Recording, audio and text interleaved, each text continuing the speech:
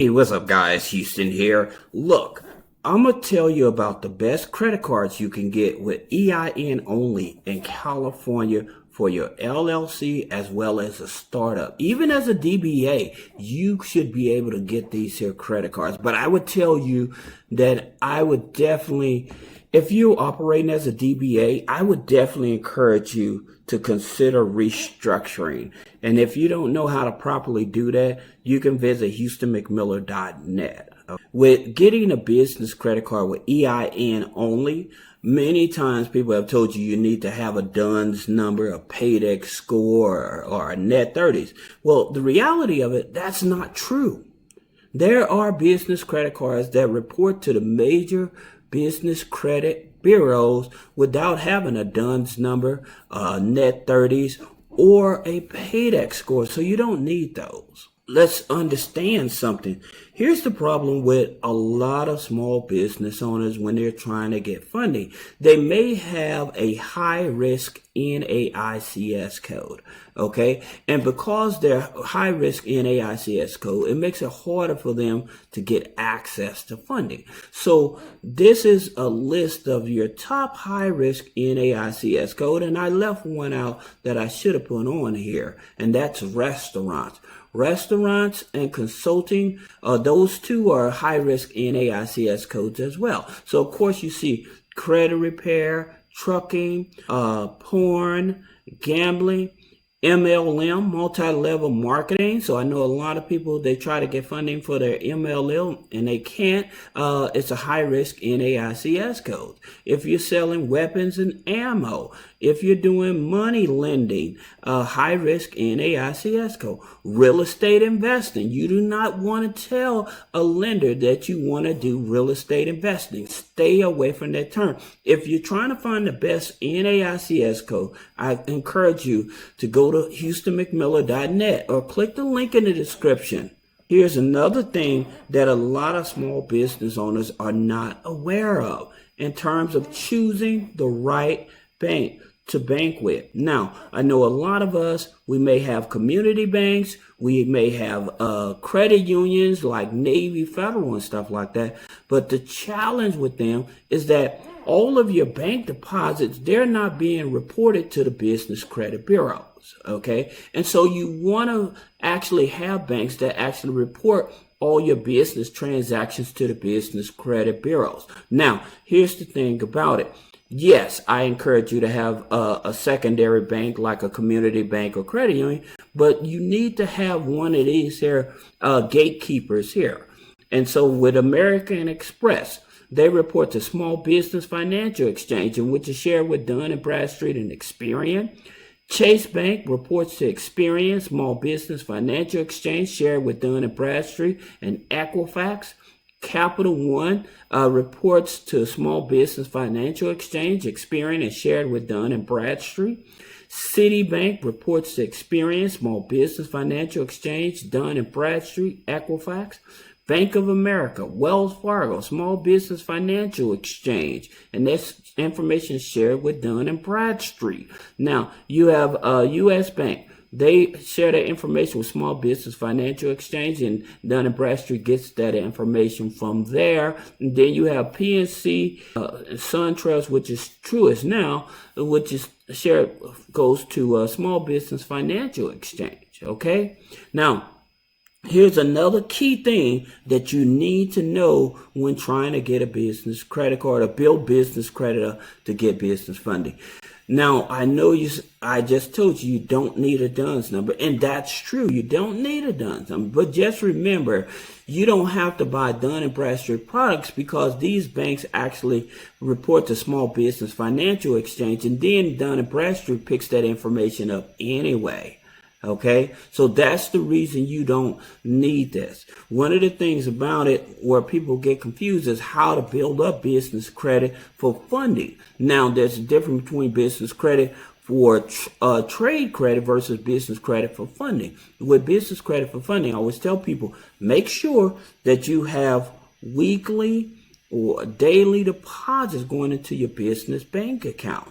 Okay, once you have those weekly or daily deposits going into your business bank account, that helps build up your business bank rating much faster so you can qualify for funding. Again, this is the reason why you need to have one of these banks. So that way, if you have bad credit, challenging credit, you're trying to get funding, then they're still able to check your business credit file to decide if they want to give you funding without using your personal credit. Here's something else that I would definitely encourage you to do as well. It's not necessary, but I think it's very helpful in terms of having a few net 30s. It won't hurt your file. It will help your file. The reason is, in reference to these type of net 30s, is because they're going to be reporting to the main people, which is Small Business Financial Exchange, Experian Business, or Equifax. Okay, so that's the reason you want these type of net 30s. One other, the main net 30 you want on here is NAV. You can click the link in the description to get access to it, because with NAV, it's going to report to Experian, Equifax, and Dun & Bradstreet. Not only that, it's going to give you your Experian credit score, your Equifax credit score, your Dun's credit score, as well as your personal credit score. So it helps you monitor everything about your personal credit. Now, as you can see on here, you have Shirtsy. It reports to Equifax, Credit Safe, Small Business Financial Exchange, and Sonia, National Association of Credit Management. All right, and so it tells you have to be in business at least 90 days, but that's not the only net 30. One of the main points about this is that you do not have to have 10, 20 net 30s in order to get business funding. It's not necessary. As a matter of fact, you don't need no net 30s to get business funding. But it's very important. If you do have a few net 30s, again, it just helps the process, but it's not necessary. One of the first cards, if you have bad credit, okay, and you're trying to build up your personal credit and stuff, one of the first cards you want to consider is a Tefl. All right. So if you have an LLC, a S Corp, or DBA in California, well, I don't think they deal with DBAs. They do S Corps, LLC, C corporations, okay? But here's the thing about it. Tefl. The Tefl is a secured business credit card. There's no hard pull, no personal guarantee. Look who it reports to, Experian Business, okay? It also actually gives you your free Experian Business credit score as well. Now, in order to be a part of Tefl, you do have to pay a $500 security deposit. But here's the thing about it. Again, it's reporting to one of the major business credit bureaus. That's very important when you're trying to get access to business funding. Now, and it's a net 30 as that. Then you have Bank of America. Now with Bank of America, you know that they offer secured and unsecured. But when you have challenging credit, your credit is strong enough, then what they want to do, it's a secured card, but it only reports on the business. It reports to Equifax Business, Small Business Financial Exchange as well. And it gives you access to your free Dun's file. All right. Now, in order to get this here card, it's $1,000 and it's revolving. Another card you want to consider to get is the A2B Gas card. Okay, with the A2B Gas secured card. Okay, and they have an unsecured card as well, no PG. Now remember, all the cards that I'm showing you are no PG. Okay, you can use this credit card anywhere. It reports to Experian Business, EIN only. $500 security deposit. It's a net 7, okay? So you pay every 7 days for this card. Then, let's say you have at least a 580 credit score. Then you definitely want to consider the Capital One Spark Classic Business Card, okay? Now, we talked about Capital One reporting to the major credit bureau. So this is an unsecured card, which is very good because it's unsecured. Now you go anywhere from like I said, a 580 or up for this card, and it's going to do a hard pull on your personal credit, but it reports to the business credit as well. And again, because it reports to Experian, Equifax, Small Business Financial Exchange, and Dun & Bradstreet. This is definitely one of those cards you want. And you have Corpay. Now with Corpay, think about it with Corpay. Corpay is a net 21, but again, it's going to report, and it's EIN that you can just use in order to get this, okay? And it's for startup or new businesses. It gives you money up to, and it's unsecured, so it gives you money up to $100,000, all right? So it reports to Equifax, Dun & Bradstreet, and Experian. All right. Now they do a hard pull. You may not see it on your file, so it may end up being a soft pull, but usually it's a hard pull on your Experian 5.8. Okay, and you need at least a 600 credit score. All right. Now the average approval is $1,000, but again, like I said, if you have a new business, hey, $1,000 is very good because again, once you start utilizing the card, making sure that you're paying it off when you're supposed to, paying it off on time, the more you use it and pay it, it's going to help. All right. So you definitely want to be able to use this here card. Okay. Now, and it don't charge you no annual fee. Now, the next one is Divi. Now, here's the thing about the Divi. Divi recently had a big change. They used to have this secured card, right? They no longer offer the secured card.